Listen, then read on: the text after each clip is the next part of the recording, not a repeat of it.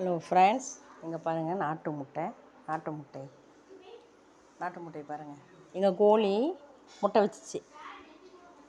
நெய் தோசை குட்டு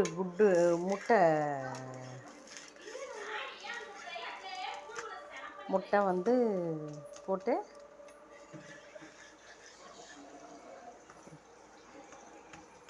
முட்டை போட்டு நெய் பாருங்கள்.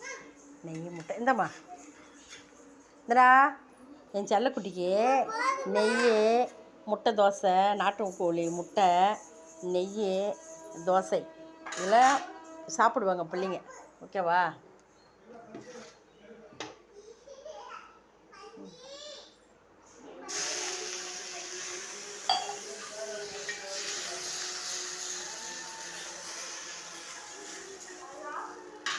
நல்லாயிருக்கும் ஃப்ரெண்ட்ஸ்.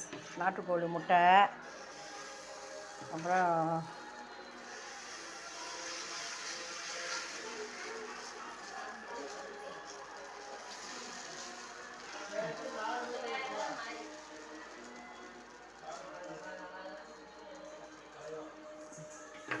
சூப்பராக இருக்கும். முட்டை உடைச்சி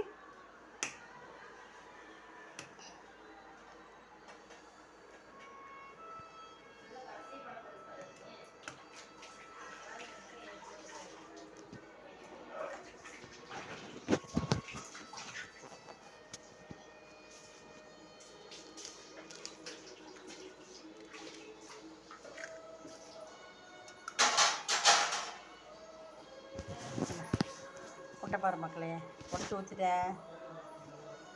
உடச்சி ஊற்றியாச்சு பாருங்க.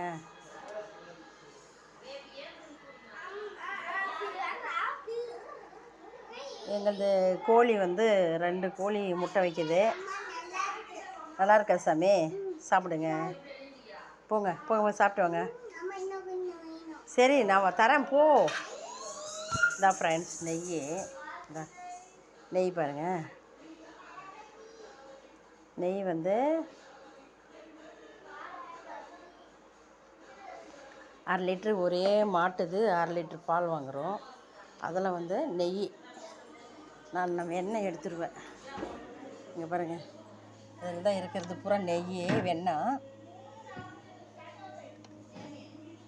நெய் மக்களே. இங்கே பாருங்கள்,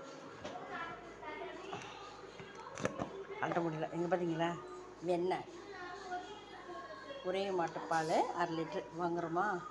இந்த வெண்ணெய் ஆடை சூப்பராக இருக்கும். அதை எடுத்து வச்சுருவேன். வச்சுட்டு 1 மாதம், இது 1 மாதத்துது, ஒரு 20 நாள்து நெய் பன்னீர் போட்டுருவேன். நெய் போட்டுட்டா வெண்ணெய் எடுத்து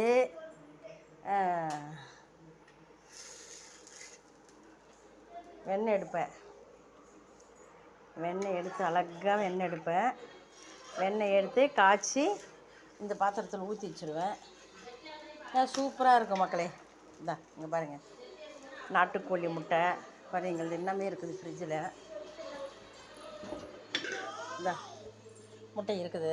இதில் இருக்குது. இதில் ஃபுல்லாக இருந்துச்சு. இப்போல்லாம் எடுத்துட்டோம். டெய்லியும் முட்டை இருக்குது. ஓகேவா? பொடி இருக்குது. பொடி இருக்குது. சாம்பார் இருக்குது. தேங்காய் சட்னி இருக்குது. ஊறுகாய் இருக்குது. பிள்ளைங்க என்னன்னாலும் சாப்பிடும். பொடி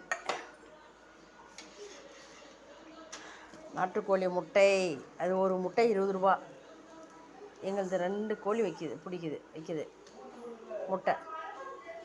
இப்போ குழம்பே இல்லைனாலும் இதில் சாப்பிட்டுக்குவோம். பெப்பர் போடலாம். பெப்பர் தீந்துருச்சு, அதனால் இந்த பொடி போட்டுருவேன். பொடி போட்டு அவ்வளோதான். பொடி தோசை. ஓகேவா மக்களே?